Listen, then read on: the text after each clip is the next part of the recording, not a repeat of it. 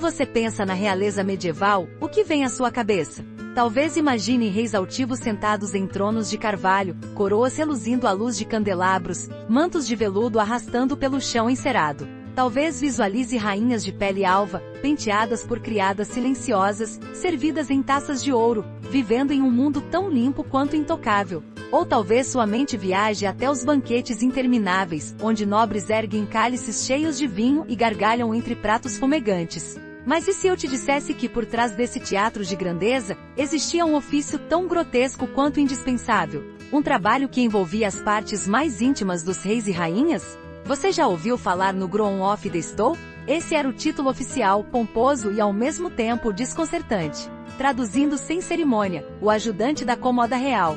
Sim, porque os monarcas também precisavam fazer o que todo ser humano faz. E diferente dos camponeses que se abaixavam atrás de um arbusto ou de um curral, os reis não podiam jamais ser vistos realizando seus alívios naturais. Tudo tinha que parecer majestoso, até o momento de limpar a própria bunda. A imagem romântica do rei quase sagrado cai por terra quando se descobre que ele não só tinha um criado dedicado exclusivamente ao ato de higienizar suas partes, como esse cargo era considerado uma honra. E não era apenas servir um penico. Era ajudar em tudo, do início ao fim. Retirar as vestes, segurar o recipiente, limpar minuciosamente e depois, perfumar o corpo real. Essa pessoa tinha acesso ao momento mais vulnerável e humano do soberano. Parece grotesco, não é? Mas por séculos, o posto de Grown of the Stone foi altamente cobiçado pela nobreza. Sabe por quê? Porque quem limpava a bunda do rei era também quem ouvia seus segredos. Quando o monarca estava aliviando o ventre, os filtros caíam. As preocupações vinham à tona, os medos eram confessados. Era nesse instante de desconforto que se faziam perguntas sem testemunhas. Negociações sussurradas, promessas trocadas, decisões que mudariam o destino de reinos inteiros. Imagine por um segundo, o homem mais poderoso da Inglaterra, ajoelhado sobre um banco de madeira entalhada, enquanto o outro, um nobre da corte, passava um linho perfumado em seu traseiro. E não se tratava de servidão. Era proximidade. Era confiança. Um grau de intimidade que nenhum conselheiro militar, nenhum cardeal, nenhum aliado político jamais alcançaria. Porque ninguém mais presenciava a realeza despida de pompa e de defesas. Ainda acha que era um trabalho menor? Então reflita, quantos senhores da guerra, quantos lordes arrogantes, quantos bispos orgulhosos invejavam um homem que podia ficar a sós com o rei todos os dias? Quantos desejariam estar ali tão perto, ouvindo cada suspiro, cada gemido, cada frase? E não se engane, as palavras ditas nesses instantes carregavam mais peso do que muitos decretos escritos em pergaminhos. Talvez você imagine que essa prática pertencia apenas à Idade Média, quando a higiene ainda engatinhava. Mas o cargo sobreviveu por séculos. Continuou ativo no Renascimento e só foi extinto na Inglaterra no século XVIII. Ao longo do tempo foi se transformando em símbolo de status, tanto que em algumas cortes, apenas nobres podiam ocupar o posto. Era um privilégio inusitado, limpar o rei, mas também vigiar seus humores e ambições. Quer uma prova de que o prestígio era real? Alguns Growns of the Stone enriqueceram com presentes e favores. Recebiam terras, títulos e generosas pensões vitalícias. Enquanto isso, outros cortesãos competiam por migalhas de atenção. Porque em última instância, aquele que segurava o linho tinha acesso ao coração e às fraquezas do monarca. E aqui está a maior quebra de expectativa. Longe de ser uma ocupação ridícula, esse era um dos cargos mais estratégicos do palácio. Quem limpava a bunda do rei podia influenciar a política, antecipar traições e sugerir decisões. Podia sussurrar ideias no momento em que o soberano estava mais distraído. Quando o corpo se tornava vulnerável, a mente também se abria. Você ainda acredita que os palácios eram apenas redutos de pureza e etiqueta? Pense outra vez. As latrinas eram parte do jogo de poder. A necessidade fisiológica não fazia distinção entre coroas e plebeus, mas só os reis podiam transformar esse ato banal em uma cerimônia política. Porque tudo na monarquia precisava de ritual, até defecar. Então, da próxima vez que você vir um filme sobre castelos reluzentes e reis altivos, lembre-se de que nos bastidores, havia sempre um homem segurando uma bacia, esperando o momento de se ajoelhar. Não por servidão, mas por prestígio.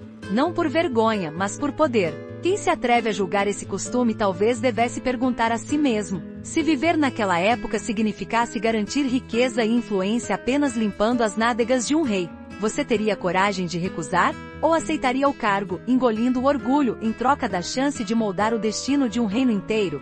No fim, essa história diz mais sobre nós do que imaginamos. Porque revela uma verdade incômoda: até o poder mais absoluto precisa de alguém que limpe a sujeira que fica para trás. E quem faz esse trabalho, por mais humilhante que pareça, sempre carrega uma força silenciosa, aquela que nasce de ver o outro sem nenhuma máscara. Se gostar dessa história, confira outras aqui do canal e comente o que achou. Se inscreva no canal. Ativa o sininho. O costume que hoje parece bizarro não nasceu do nada. Não foi fruto de uma piada de corte ou de uma moda passageira. Surgiu de algo muito mais profundo: a obsessão medieval e renascentista por hierarquia, pureza e controle. Porque naquela época nada, absolutamente nada, era considerado apenas biológico. Cada ato precisava ser justificado por uma ordem superior, por um sentido sagrado. Até o momento mais íntimo do corpo real precisava ser envolto em ritual, etiqueta e significado político. Para entender como surgiu o cargo de Groom of the Stole, é preciso voltar no tempo, aos primeiros séculos da monarquia inglesa. Antes de existir qualquer formalização, os reis faziam como todos, usavam penicos simples ou se abaixavam em câmaras reservadas. Mas à medida que o poder se consolidava, criou-se uma necessidade simbólica: a separação entre o corpo do rei e o corpo do homem comum. Era necessário demonstrar que até a forma de evacuar era diferente, digna de alguém escolhido por Deus. Os primeiros registros de servos designados especificamente para lidar com as necessidades do monarca aparecem no reinado de Henrique VII, no final do século XV. Nessa época, a corte inglesa estava em transformação. O rei precisava controlar não apenas seus súditos, mas também a nobreza inquieta e as intrigas que fervilhavam nos corredores do palácio. Foi nesse ambiente de vigilância constante que nasceu o conceito de manter um criado de confiança sempre por perto, inclusive na hora de aliviar o ventre. Mas essa prática não era exclusiva da Inglaterra. Em várias cortes europeias havia funções semelhantes, mesmo que não recebessem títulos tão formais. Na França, certos valetes pessoais tinham a obrigação de cuidar do gabinete privé do rei, o aposento onde ele se despia e realizava seus atos mais básicos. Já na Espanha, documentos do século XVI mencionam servidores que carregavam os vasos sanitários de cerâmica pintada, chamados de bacines, e depois lavavam as partes íntimas do soberano com água de rosas. O nascimento dessa função tinha muito a ver com o conceito medieval de corpo político. Para a mentalidade da época, o rei era dois em um: o corpo humano e o corpo simbólico. O primeiro era frágil, sujeito a doenças, humilhações e necessidades naturais. O segundo era quase divino, eterno, sagrado, fonte de toda autoridade. E para que essa dualidade não colapsasse, criavam-se cerimônias que transformavam cada ato cotidiano em espetáculo ritual. Assim, até defecar se tornava uma confirmação da hierarquia. Outro fator decisivo para o surgimento do cargo foi o medo constante de envenenamento. Na Idade Média e na Renascença, conspirar contra reis era prática comum. Muitos monarcas desconfiavam até da própria sombra. Por isso, apenas um servidor de confiança podia aproximar-se da bacia real, preparar o linho que limparia as partes íntimas e descartar os resíduos. O Groom of the Stole era, antes de tudo, um guarda do corpo, no sentido mais literal. Sua função não era só limpar, mas garantir que nada chegasse ao soberano sem supervisão. Havia ainda uma motivação política. Estar presente nos momentos mais privados permitia ao Groom observar o humor do rei, colher impressões sobre inimigos e aliados, captar pistas de futuras decisões. Essa proximidade se transformava com o tempo em um poder silencioso. Quando o monarca precisava de um favor ou de uma confissão, quem estava ao lado dele? Não era o chanceler, nem o general. Era aquele homem ajoelhado com uma bacia nas mãos. Por isso, o posto se tornou cobiçado. Ao contrário do que muitos pensam, não era reservado a servos de baixa categoria. Ao longo dos séculos, grandes nomes da aristocracia inglesa ocuparam o cargo. Um exemplo célebre é Hugh Dennis, que serviu Henrique VII. Dennis não apenas limpava o rei, mas também administrava parte de sua fortuna pessoal. Seu poder era tamanho que alguns cronistas afirmavam que ele movia a corte como um tabuleiro de xadrez. Outro caso famoso foi Sir Anthony Denny, Groom of the Stole de Henrique VIII. Foi ele quem, na intimidade do aposento sanitário, ouviu as confissões mais amargas do rei. Quando Henrique estava doente, foi Anthony quem controlou o acesso ao quarto, e por consequência ao trono. Muitos historiadores acreditam que decisões fundamentais para a sucessão Tudor nasceram em conversas sussurradas enquanto o rei era limpo e vestido. Essa prática se consolidou tanto que no reinado de Eduardo VI, o cargo recebeu regalias oficiais, direito a aposentos privados, salários generosos e influência sobre contratos reais. O Groom tinha até permissão para requisitar verbas e emitir ordens administrativas. Tudo em nome de manter a dignidade e a segurança do corpo real. Na mentalidade medieval não havia nada de vergonhoso nisso. O ofício era visto como a expressão máxima da confiança real. Afinal, se um homem podia tocar o soberano no momento mais íntimo, era porque era digno de fé absoluta. Essa inversão de valores, considerar um trabalho tão prosaico como sinal de nobreza, escandaliza a sensibilidade moderna. Mas naquele tempo tudo se resumia a poder. E assim, enquanto os cronistas escreviam sobre guerras e tratados, nos bastidores, o Groom of the Stole surgia como peça indispensável.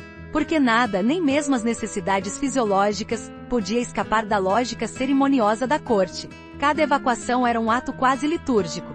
Cada lenço perfumado carregava mais símbolos do que muitos estandartes. Você pode achar absurdo, pode rir, torcer o nariz ou sentir repulsa. Mas no fim, a origem desse costume revela uma verdade que a história prefere esquecer. O poder absoluto não se mede só pela coroa na cabeça, mas também pela mão que segura o pano, e pelo silêncio que guarda os segredos sujos da realeza. Tente imaginar como era a rotina de um Groom of the Stole. Não se tratava apenas de aparecer uma vez por dia para prestar serviço. O cotidiano desse homem, muitas vezes um nobre de família respeitável, era uma dança constante entre o cerimonial, o zelo absoluto e uma intimidade que ninguém mais podia reivindicar. Enquanto a corte se agitava com festas, caçadas e intrigas, ele caminhava silencioso pelos corredores, carregando responsabilidades que nenhum outro cortesão ousaria assumir. O dia começava cedo. Antes do rei acordar, o Groom verificava a câmara privativa. Esse recinto, geralmente anexo aos aposentos reais, era mais luxuoso que a casa inteira de um camponês. As paredes eram forradas com tapeçarias, tanto para isolar o frio quanto para garantir privacidade acústica. Havia um assento entalhado em madeira, chamado de close stool. Era uma espécie de cadeira com tampa, sob a qual se colocava um recipiente de estanho ou cerâmica, cuidadosamente limpo e forrado com panos macios. Alguns relatos contam que no auge da ostentação, o recipiente era de prata lavrada, porque se o rei precisava fazer suas necessidades, que o fizessem em algo digno de seu status. O Groom preparava tudo com rigor quase sagrado. Revisava a água morna que serviria para lavar as partes íntimas. Conferia os lenços de linho finíssimo, que seriam usados na limpeza. Avaliava as essências e perfumes, água de rosas, vinagre aromatizado, pós de ervas que dariam ao ambiente um cheiro suportável. Tudo tinha que estar pronto antes do rei despertar. Nenhum detalhe podia falhar, pois isso seria interpretado como desrespeito. Quando o soberano acordava, começava o ritual. O Groom não apenas se ocupava da higiene, ele também supervisionava o vestir. Muitas vezes era responsável por entregar as roupas do dia, preparar as joias e garantir que a aparência do rei estivesse impecável. Essa sequência, acordar, evacuar, vestir-se, era o coração da etiqueta da corte. Outros servidores só tinham permissão de entrar após o Groom autorizar. O momento da limpeza era, aos olhos de quem vivia naquela época, mais do que uma função prática. Era um lembrete do quanto a confiança real podia elevar um homem. Por isso, durante o ato, ninguém ousava entrar. A porta ficava fechada e só o Groom permanecia. Enquanto o rei se acomodava sobre o assento, o Groom permanecia em pé, com semblante solene pronto para intervir. Quando o soberano terminava, vinha a parte mais íntima, o uso do linho perfumado. Algumas crônicas descrevem esse detalhe com minúcia desconcertante. O linho era dobrado de um jeito especial, e passava-se a extremidade pelas nádegas com delicadeza, para não ferir a pele. Essa etapa era seguida pela lavagem, feita com uma pequena bacia de água morna. Muitas vezes se usava um tecido embebido em essências, um costume herdado dos romanos, que acreditavam que os perfumes afastavam doenças. Só depois vinha o enxágue e a secagem. Todo esse processo podia durar meia hora, especialmente se o rei estivesse doente ou debilitado. Após a higiene, o Groom retirava o recipiente e entregava-o a criados menores, que ficavam encarregados de descartar o conteúdo em áreas afastadas do castelo. Para evitar escândalos, esse trajeto era feito por corredores reservados, longe dos olhos curiosos da corte. Mesmo assim, todos sabiam. Quando o Groom passava, era porque o rei havia terminado seu negócio. O contato diário não se limitava a essa tarefa. O Groom também acompanhava o monarca em viagens, levando o close stool embalado em baús de madeira. Era comum que em deslocamentos prolongados, ele supervisionasse a montagem de câmaras provisórias, onde o rei podia se aliviar sem se misturar aos demais. Imagine a cena, uma comitiva inteira, centenas de pessoas armando tendas e pavilhões, e no centro de tudo, uma pequena estrutura com tapeçarias e um assento real para que a majestade não passasse constrangimento. O Groon dormia sempre em aposento próximo ao rei. Essa proximidade física era tanto necessidade prática quanto demonstração de confiança. Durante a noite, se o soberano precisasse, bastava chamar. Alguns relatos contam que certos Groons chegaram a desenvolver amizades genuínas com seus reis. Afinal, eram os únicos que viam o monarca despido de todos os símbolos, literal e metaforicamente. Os utensílios usados nessa rotina variavam conforme o período e a riqueza do reino. Os lenços de linho eram considerados objetos de valor. Havia estoques inteiros bordados com brasões, que depois eram fervidos em água com ervas. A água aromatizada preparada pelos boticários misturava pétalas de rosa, tomilho e lavanda. As bacias e potes recebiam decoração primorosa, um contraste bizarro com o propósito real. E havia também almofadas especiais, forradas de veludo, para apoiar as pernas durante o ato.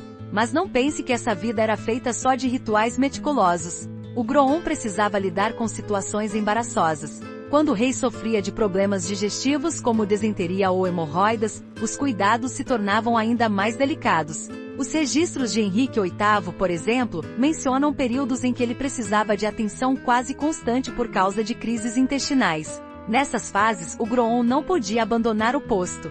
Passava horas ao lado do monarca, pronto para limpar e medicar. Alguns poderiam chamar esse cotidiano de degradante. Mas na visão da época, era o contrário. Quem servia tão de perto era visto como parte do círculo mais restrito. Era um privilégio saber quando o rei estava fraco, quando sofria, quando precisava de apoio. E por mais estranho que pareça, muitas vezes essa convivência diária acabava gerando laços de afeto e respeito mútuo. A vida de um Groon of the Stone era feita de silêncio, paciência e uma estranha combinação de humildade e poder, porque ele não era apenas um criado. Era testemunha das fraquezas humanas de quem todo mundo chamava de divino. Do lado de fora das câmaras perfumadas, ninguém fingia que não sabia quem era o Groon of the Stone. Todos reconheciam a figura discreta, sempre presente ao lado do rei, carregando aquela responsabilidade que nenhum outro cortesão ousava comentar em público. Mas nos bastidores a percepção sobre esse homem era tão contraditória quanto a própria função. Ele era, ao mesmo tempo, objeto de escárnio e inveja. Para alguns nobres, o Groon não passava de um criado de luxo, um servo tão submisso que aceitava lidar com a sujeira real. Era fácil ridicularizar seu trabalho em piadas maldosas, sussurradas nos corredores. Diziam que ele tinha o ofício mais baixo da corte. Alguns ousavam comentar, entre risos contidos, que limpar a bunda de um rei não é serviço para quem tem sangue azul. Mas esses mesmos que zombavam jamais perderiam a chance de ocupar aquele posto. Porque todo mundo sabia que por trás da aparência de humilhação, havia poder. O Groon tinha acesso ao rei em momentos que ninguém mais conseguia. Ele era ouvido quando outros eram dispensados. Ele presenciava confissões sussurradas que jamais chegariam aos ouvidos do conselho privado.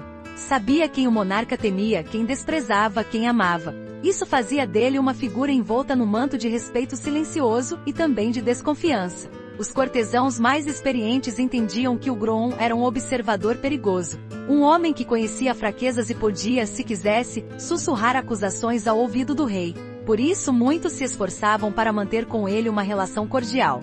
O Groon recebia presentes, bolsas de moedas, joias modestas, pequenos favores. Tudo para garantir que se algum rumor surgisse, ele não seria o responsável por espalhá-lo. Para o clero, a existência do Groon era incômoda. Muitos eclesiásticos pregavam que a intimidade excessiva entre servidor e rei podia corromper a pureza simbólica do trono, mas no fundo, também sabiam que o cargo era necessário. Alguém precisava cuidar das funções menos nobres do corpo real, e esse alguém não podia ser qualquer um. Precisava ter discrição, paciência e, sobretudo, lealdade absoluta. Os próprios reis viam o Groon com olhos diferentes daqueles que o julgavam de fora. Para eles era o confidente, o auxiliar silencioso que jamais recusava uma tarefa. Quando os médicos vinham diagnosticar doenças digestivas, o Groon permanecia ao lado, anotando detalhes que não podiam ser confiados a outro servidor. Quando o monarca adoecia, era ele quem passava noites em claro, trocando panos, fervendo água, administrando poções. Era uma convivência que inevitavelmente criava laços de cumplicidade.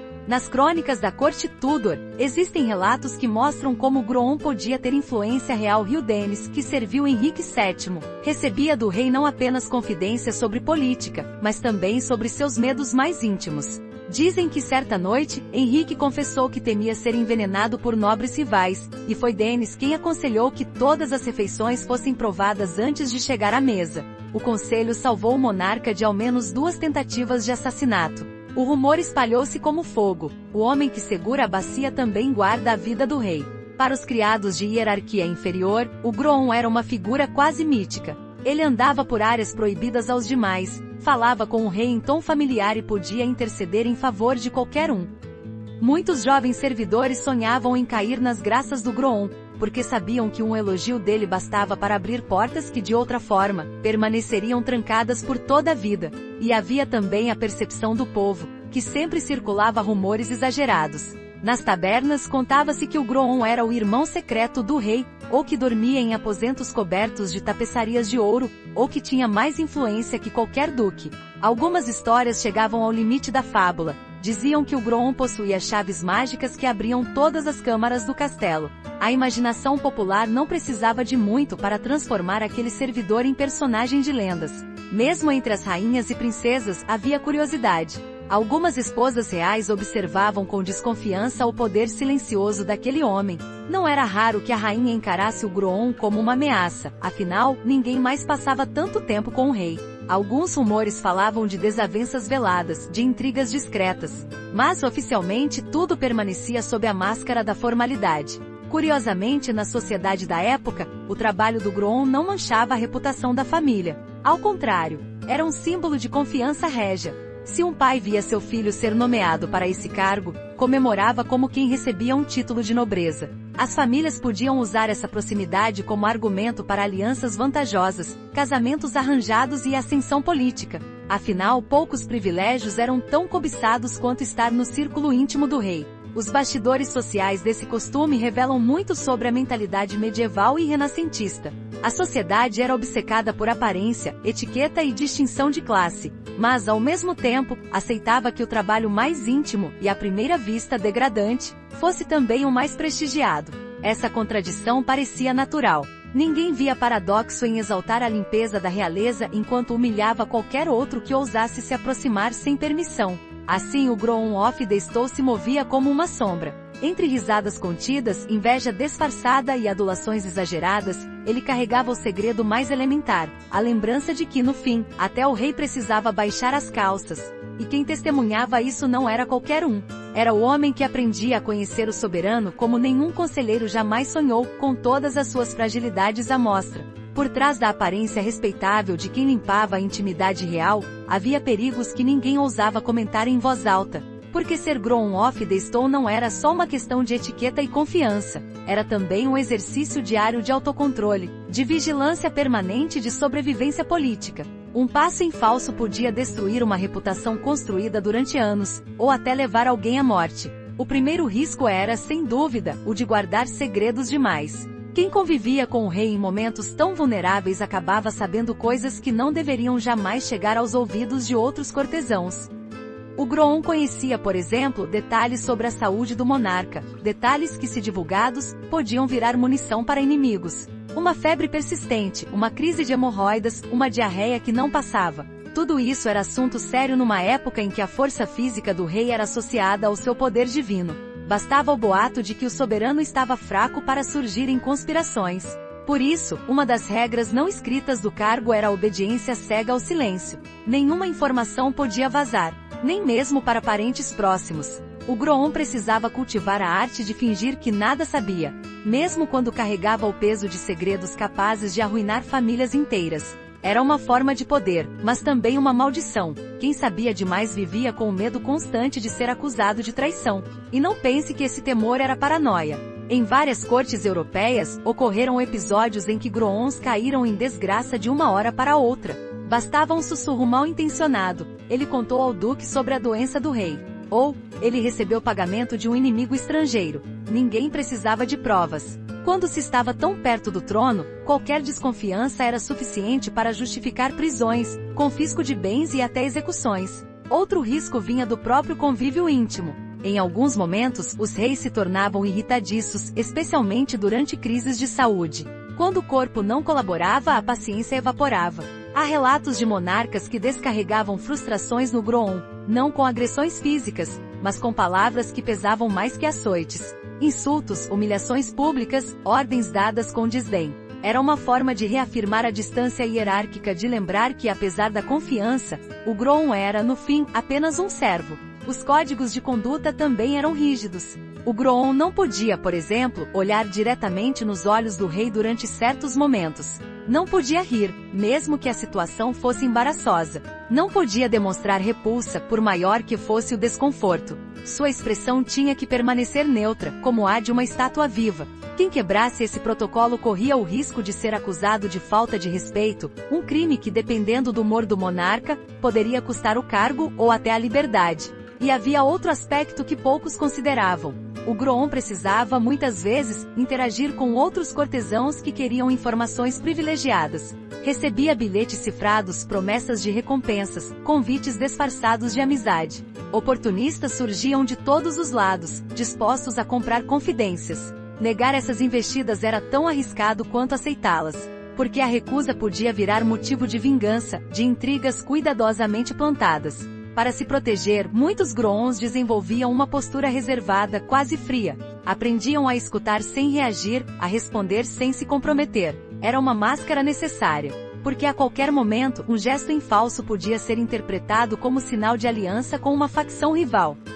E ninguém queria ser o protagonista de um processo por má influência sobre o rei. O risco físico também existia. Em tempos de epidemias, peste, varíola, febres misteriosas, o Groon era quem ficava mais exposto. Era ele quem limpava o corpo doente, quem recolhia panos sujos, quem passava noites ao lado do leito real. Numa época em que ninguém entendia direito como as doenças se espalhavam, esse contato tão próximo significava assinar a própria sentença. Alguns Groons morreram poucos dias depois de seus reis, levados pela mesma enfermidade. Era o preço da intimidade, compartilhar não só a confiança, mas também os perigos invisíveis. Além disso, o Groon carregava a obrigação de garantir que nenhum veneno chegasse ao corpo do soberano. Ele tinha que supervisionar a limpeza dos utensílios, inspecionar líquidos e perfumes usados na higiene. Se algo passasse despercebido, a culpa recairia sobre ele. Pior, mesmo inocente seria visto como cúmplice.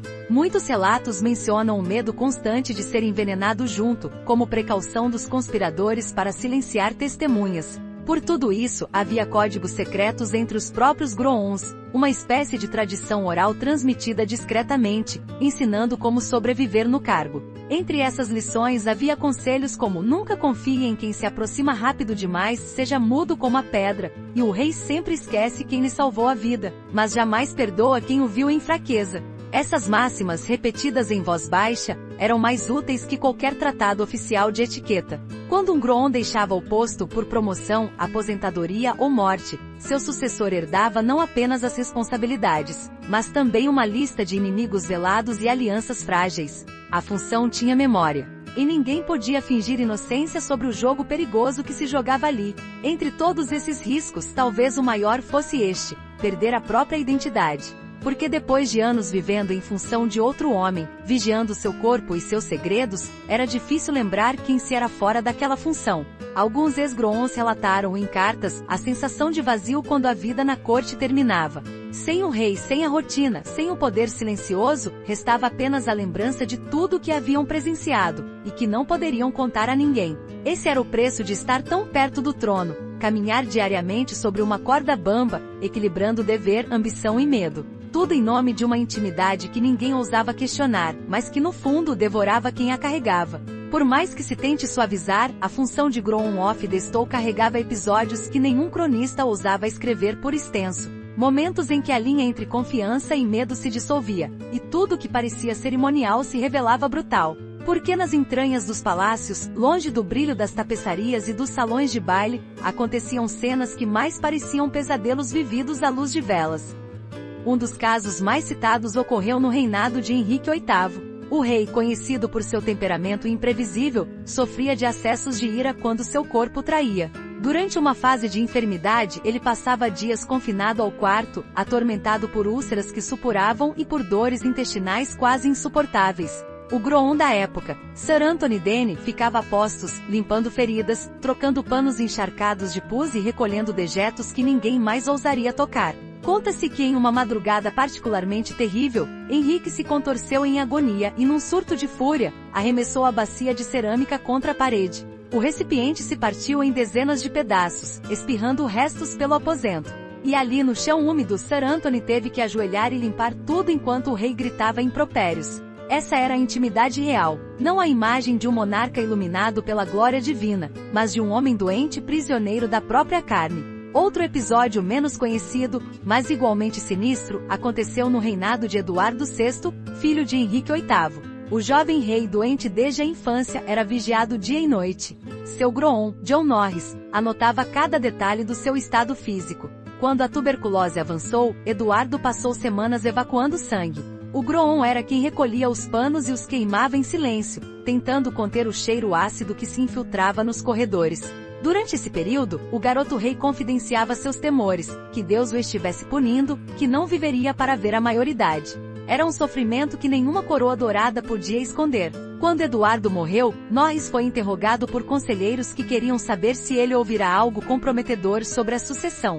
E mesmo depois de anos servindo com lealdade, quase foi preso, acusado de manter segredo sobre o testamento real. Na França, durante o reinado de Luís XIII, outro Groom teve um destino igualmente trágico. Nicolas de Eliorme, que servia ao monarca, foi acusado de facilitar o acesso de um suposto envenenador. Segundo o rumor, ele teria permitido que ervas venenosas fossem misturadas à água usada na higiene do rei. Nunca houve provas, mas a acusação bastou. Nicolas foi preso e, sob tortura, confessou qualquer coisa que seus inquisidores desejassem ouvir. Acabou executado num pátio sombrio, enquanto a corte suspirava de alívio por ter encontrado um bode expiatório conveniente. O cargo foi preenchido por outro nobre, como se nada houvesse acontecido.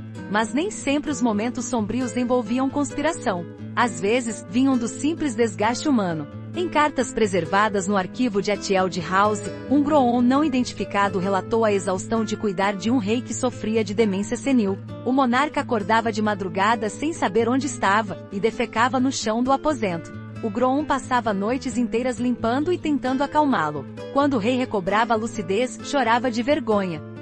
O Groom escrevia: "É um tormento que não desejo a nenhum homem, ser testemunha da ruína de quem todos chamam de sagrado." Os momentos mais extremos surgiam nos cercos e guerras. Quando os reis viajavam com o exército não havia conforto. O Groom acompanhava o soberano em tendas improvisadas, onde o frio entrava por cada costura. Durante a campanha de Eduardo III contra a França, registros mencionam um Groom que teve que improvisar um assento sanitário em plena lama de um acampamento, usando escudos como base. Imagine a cena, o rei da Inglaterra sentado sobre um arranjo precário, enquanto seu Groom segurava uma tocha e afastava moscas. Era uma visão que desmontava qualquer noção de majestade. Também a história sobre gestos de humanidade. Durante a doença final de Henrique VII, Hugh Dennis permaneceu ao lado do leito dia e noite. Quando o rei não conseguia mais se levantar, era Dennis quem lavava o corpo e tentava aliviar suas dores com compressas mornas. Alguns cortesãos diziam que o monarca, em delírio, segurava a mão de Dennis e chamava de irmão. Quando Henrique morreu, Dennis se retirou sem cerimônia. Seu rosto, segundo testemunhas, era o de um homem que carregava lembranças que ninguém gostaria de ter. O que essas histórias têm em comum? Elas revelam que o cargo de Groom of the Stone não era apenas excentricidade. Era, muitas vezes, uma condenação silenciosa. Porque presenciar a vulnerabilidade absoluta de outro ser humano, ainda mais um rei, deixa marcas. É uma intimidade que não se apaga com promessas de lealdade ou recompensas em ouro. Em muitos casos, o Groom saía da função carregando segredos demais. Alguns escreviam diários que jamais foram publicados. Outros terminavam a vida isolados, preferindo o silêncio a arriscar que suas memórias se transformassem em arma. E havia os que, consumidos pelo medo, queimavam tudo que tinham anotado, como se quisessem apagar qualquer vestígio daquilo que testemunharam. Os momentos mais sombrios do Groom não eram apenas os da sujeira ou do cheiro. Eram aqueles em que se percebia que todo poder é, no fundo, uma ilusão frágil, que nenhuma coroa pode proteger um homem da decrepitude, da dor, da vergonha. E que às vezes o maior castigo de quem limpa a sujeira do rei é ver que ele também sangra, também chora, também teme, e ainda assim deve continuar sendo chamado de majestade. Poucos cargos na história condensaram tanta contradição quanto o de Groon of Deistow, porque ao mesmo tempo em que parecia a função mais humilde de toda a corte, era, na prática, uma das mais poderosas. Não era o título nobre que dava essa força silenciosa, nem as joias, nem a proximidade física com o trono. Era o simples fato de que ninguém mais tinha acesso ao rei sem disfarces. E ninguém entendia tanto a fragilidade que se esconde por trás do cetro. Se você quisesse influenciar decisões, não bastava entregar presentes ao soberano. Não bastava discursar em banquetes ou escrever cartas bajuladoras. O verdadeiro caminho passava pela confiança, e ninguém era mais íntimo do que aquele que estava presente quando o rei baixava as calças. Essa intimidade, que hoje causa riso ou repulsa, era, naquela época, uma arma sutil, porque qualquer pedido sussurrado entre o ranger das dobradiças e o cheiro acre do ato, não era ouvido por mais ninguém. Alguns Groons sabiam usar esse poder com maestria. Hugh Dennis, que serviu Henrique VII, foi chamado em segredo por ministros ansiosos para saber o humor real. Quando o rei se mostrava contrariado ou melancólico, Dennis avisava discretamente, permitindo que certas petições fossem adiadas até o monarca estar de melhor humor. Dessa forma, ele controlava a fila dos que imploravam favores, e ao controlar a fila, controlava quem prosperava e quem fracassava. Em outro extremo, Sir Anthony Denny, Groon de Henrique VIII, conseguiu retardar decisões sobre execuções. Ele sabia quando o rei estava vulnerável por causa da dor e quando era melhor não tocar em assuntos sensíveis. Alguns historiadores afirmam que Denny salvou vidas ao simplesmente guardar silêncio e atrasar mensagens. Para um soberano conhecido por decapitar opositores sem hesitar, essa prudência era uma dádiva rara. O Groon também se tornava confidente. Era comum que o rei compartilhasse pensamentos que jamais ousaria dividir com conselheiros. Quando o corpo falhava, quando as hemorroidas inflamavam, quando a constipação se tornava humilhante, surgia a necessidade de confessar medos. E se este for o início do meu fim? E se meu povo me julgar fraco? Nessas horas, o Groon era obrigado a escutar, a consolar, a prometer que tudo passaria. E essas promessas, ainda que simples, forjavam alianças tão sólidas quanto casamentos reais. Mas não era só o monarca que via valor nessa relação. Os cortesãos mais astutos logo perceberam que se quisessem chegar ao coração do rei, primeiro tinham que conquistar o Groon. Foi assim que ao longo das décadas, o cargo passou a atrair presentes e favores, joias, propriedades, títulos honoríficos. Tudo para garantir que o Groon dissesse uma palavra gentil na hora certa ou omitisse uma crítica feita em um momento de raiva. Esse poder, porém, era perigoso, porque quanto mais o Groon se tornava ouvido e consultado, mais crescia o ressentimento dos demais. Em muitas cortes, surgiram intrigas para difamar quem ocupava o posto. Bastava um boato sobre suposta traição, ou sobre influência excessiva, e tudo desmoronava. A corte de Henrique VIII virou um campo de batalha entre facções que disputavam não só o ouvido do rei, mas também a cumplicidade de quem limpava sua intimidade. Mesmo assim, o Groon tinha uma vantagem única: ninguém mais podia substituí-lo de um dia para o outro. O rei precisava confiar absolutamente naquele homem, sem hesitação. Uma troca repentina colocava em risco a rotina delicada da corte, e expunha o monarca a boatos sobre sua saúde. Por isso, em geral, o cargo era mantido durante anos. E essa estabilidade fazia do Groon uma figura cada vez mais temida. Outro aspecto pouco comentado era o poder indireto sobre contratos e finanças. Como o Groon também supervisionava despesas pessoais do rei, podia influenciar quem recebia pagamentos e quem ficava esperando. Alguns Groons enriqueceram assim, não por corrupção aberta, mas por dominar o fluxo de informações e prioridades. Quando um fornecedor precisava receber por sedas importadas ou por tapeçarias flamengas, sabia que era melhor enviar presentes ao Groon primeiro. Assim seus documentos subiam na pilha. Esse poder se estendia até questões políticas. Durante negociações delicadas com a França e a Espanha, havia momentos em que os embaixadores sabiam que suas chances dependiam do humor real. E quem senão o Groon poderia dar pistas sobre o melhor momento para apresentar propostas? Os embaixadores instruíam seus assessores a observar o rosto do Groon ao sair do quarto do rei. Se o semblante era tenso, sabiam que não era hora de insistir. Se vinha sorridente, era sinal de que as portas estavam abertas. No Renascimento, a cultura da corte se tornou ainda mais obcecada pela aparência e pelo cerimonial. Nesse contexto, o Groon se transformou em símbolo de um poder invisível, aquele que não precisava de coroa, de espada ou de decreto. Bastava estar presente onde ninguém mais podia ir. Era esse o verdadeiro trunfo, a capacidade de existir no espaço entre a autoridade absoluta e a fragilidade humana, de testemunhar tudo sem julgamento, de ser ao mesmo tempo indispensável e invisível, uma influência que não se proclamava em voz alta, mas que pairava sobre cada decisão, cada reunião, cada rumor. E no fim, quando se perguntavam por que tantos nobres desejavam ocupar esse cargo que à primeira vista parecia indigno, a resposta era simples: ali residia a forma mais pura de poder. O poder que nasce do segredo. O poder que floresce no silêncio. O poder de conhecer aquilo que ninguém mais ousava ver, e usar esse conhecimento como moeda, escudo e arma. Durante séculos, o Grown of the Stone ocupou uma posição tão absurda quanto indispensável. Era uma relíquia viva de uma época em que o corpo real era tratado como extensão do poder divino, quando tudo, do nascer ao morrer, do comer ao evacuar, precisava de testemunhas e de rituais. Mas nada, por mais arraigado que pareça, sobrevive eternamente. E com a modernidade chegando aos portões dos palácios, o ofício mais íntimo da história começou a definhar. O primeiro sinal de que tudo mudaria veio com o Iluminismo. As ideias sobre dignidade humana, privacidade e individualidade começaram a florescer nos salões onde antes só se falava de linhagem e obediência cega. Filósofos e escritores passaram a questionar a lógica que fazia de um rei um semideus. Se a monarquia era apenas uma instituição humana, e não uma ordenação celestial, por que manter costumes que beiravam a idolatria? Ao mesmo tempo, a própria noção de higiene começou a mudar.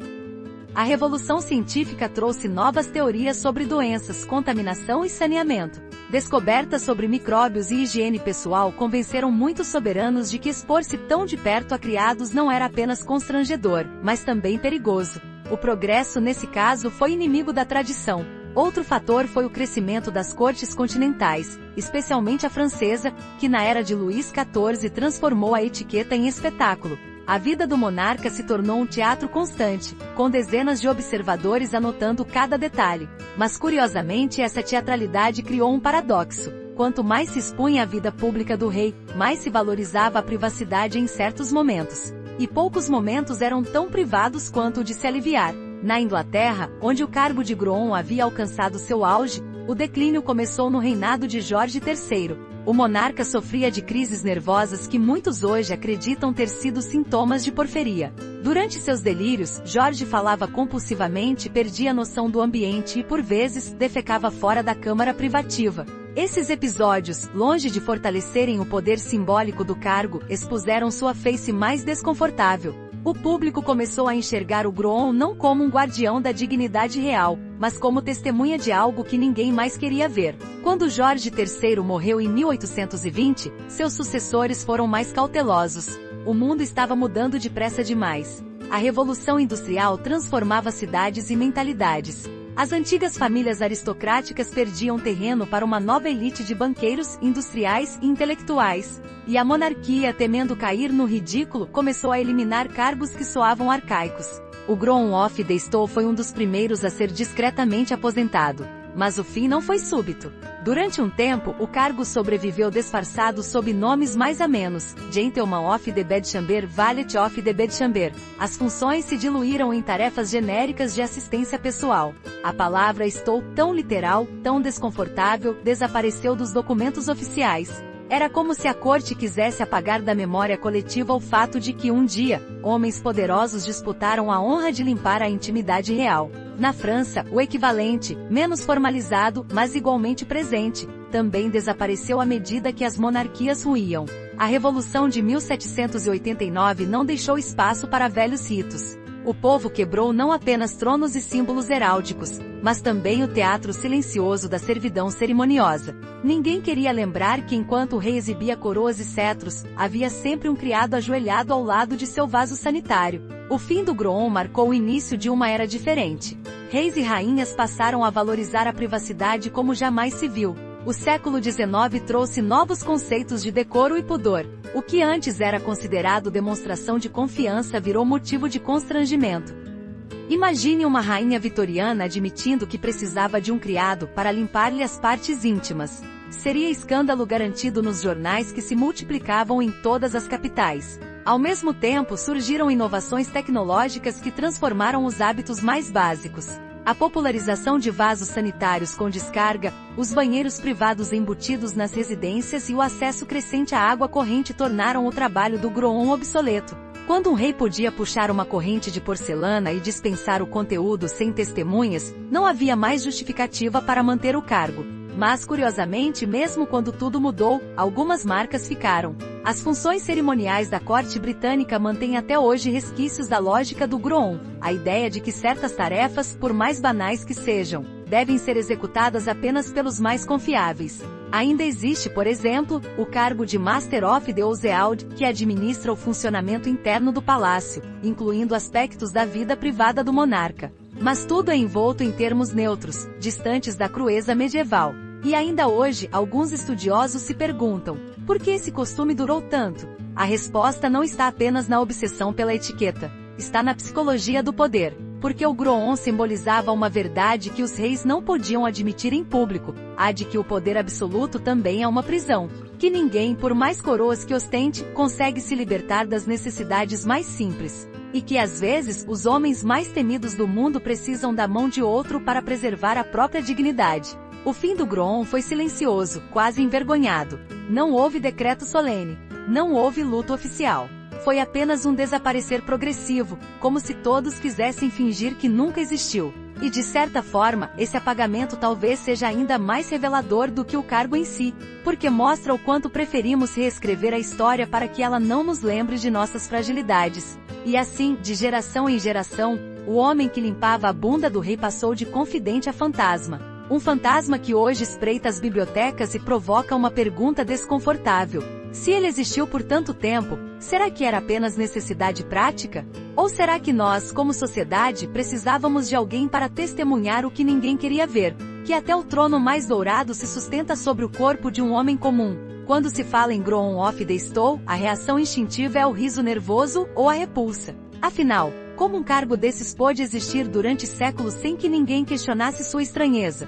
Mas se olharmos mais de perto, veremos que essa história não é apenas uma curiosidade grotesca da Idade Média e da Renascença. É, na verdade, um espelho, e talvez o reflexo mais incômodo do que somos capazes de aceitar sobre poder, vergonha e cumplicidade. O que podemos aprender com homens que passaram a vida ajoelhados diante de reis? Primeira lição: a necessidade de criar mitos para justificar desigualdades. Em qualquer época, os poderosos precisam de rituais que os afastem dos comuns. O Groom existia para alimentar a ilusão de que o rei não era simplesmente humano, que mesmo seus dejetos mereciam cerimônia. O paradoxo é cruel. Quanto mais frágil era o monarca em seus momentos íntimos, mais a corte se empenhava em envolvê-lo com tapeçarias e símbolos. Porque ninguém queria admitir que todo aquele esplendor começava e terminava na mesma nudez de qualquer outro homem. Segunda lição: as funções mais ridículas, se associadas ao poder, tornam-se honrarias disputadas. O cargo de Groom parecia degradante, mas na prática, era uma das chaves do trono. A proximidade com o corpo real se convertia em proximidade com as decisões. Isso revela algo desconfortável sobre nós. Não é a natureza do trabalho que define seu prestígio, mas a sua relação com quem manda. Essa lógica ainda ecoa hoje, embora com nomes mais elegantes. Quantos cargos contemporâneos envolvem bajular, conter crises privadas ou administrar humores poderosos? Quantas pessoas sustentam carreiras inteiras no limiar entre a serventia e a influência? Terceira lição: o poder absoluto não se contenta em dominar a vida pública. Precisa penetrar até a última dobra da intimidade. O Groom of the Stone personificava essa invasão. Ele não era apenas testemunha das fraquezas do rei, era seu garantidor. Seu trabalho dizia ao mundo: este homem pode ser visto assim, despido de toda dignidade, mas continuará sendo soberano. Talvez seja por isso que o cargo causasse tanto desconforto, porque nos lembrava que a autoridade não nasce da perfeição, mas da insistência coletiva em fingir que um indivíduo é especial.